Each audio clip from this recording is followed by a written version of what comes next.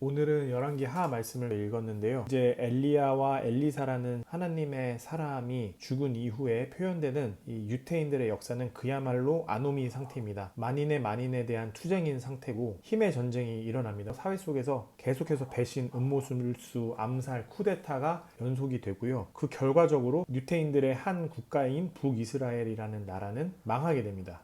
결국 사라집니다. 북이스라엘이라는 국가에 속해 있었던 수많은 유태인들의 지파라고 부르는 가문별 흐름이 끊긴다고까지 표현을 할 수가 있어요. 그 다른 민족들과 막 이리저리 섞이고 땅도 빼앗기고 하면서 한마디로 민족이 12지파 중에서 11지파니까 민족을 구성하는 12개의 큰 가문 중에서 11가문이 망하는, 신이 도와주고 신이 특별한 뜻을 가지고 있었던 가문이자 국가였는데 그 민족 국가가 망하게 겁니다. 성경에서는 이제 그 이유를 설명하고 왜 신이 선택한 이 유태인들이 신의 뜻을 떠났기 때문이라고 이야기합니다. 전쟁의 전략 때문도 아니고 자원이 부족해서도 아니고요. 아니면 외교 정책을 잘못해서도 아닙니다. 다른 이유는 아니고 유일한 이유는 신의 뜻을 따르지 않아서 신을 버려서인데요. 그렇다면 신을 버렸다는 것은 무엇인가? 그것은 흔히 종교 표현하듯이 특정 종교 의식, 종교 행사를 버려서인가? 주일 예배를 참석하지 않아서인가? 그런 게 아니고요. 성경에서 말하는 이 신의 뜻을 따르지 않았다는 것은 신이 이 유태인들에게 준 법과 규칙과 명령, 그리고 문화, 풍습,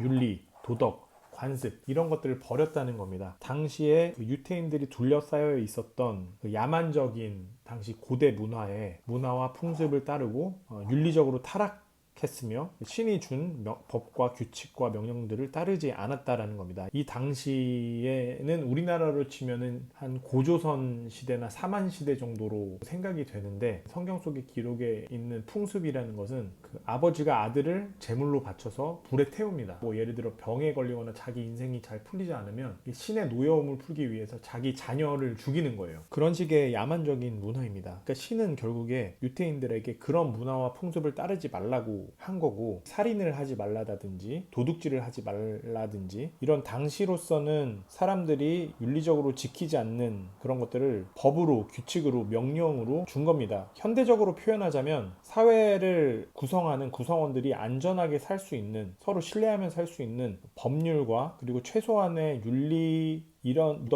걸 요구한 거고, 인간성 있는 문화를 유지하라고 인간성 있는 지켜지는 사회를 운영할 수 있도록 여러 가지 명령을 준 것입니다. 근데 유태인들은 그것을 따르지 않았습니다. 그런 윤리적인 타락, 국가의 멸망을 가지고 왔다. 그래서 쫄딱 망해버렸다라고 이야기를 하는 거고, 그것을 이 성경책에 기록한 것은 유태인들의 역사를 미화하고 우리가 흔히 이 역사적인 기록에서 발견하듯이 어떤 왕을 칭송하고 그런 기록들이 아니라 지금 현대를 사는 우리에게 너네 이렇게 살면은 망해, 너희 가문 망해, 그리고 너희 가족 망할 거야, 그리고 너희 국가 망할 거야 라고 경고를 하는 의미라고 생각합니다. 그래서 삶 속에서 법을 지키고 윤리적으로 살아라, 도덕적으로 살아라, 그리고 문화적으로 인간성을 잃은 타락한 문화에 젖어들지 마라 라고 이야기를 하고 있습니다. 오늘 이 말씀을 보면서 느낀 점은, 겉으로 볼 때는 한 비즈니스의, 한 가문의, 한 국가의 흥망성쇠라는 것이 여러 가지 요인으로 설명될 수 있겠지만, 예를 들면 전략, 외교, 혹은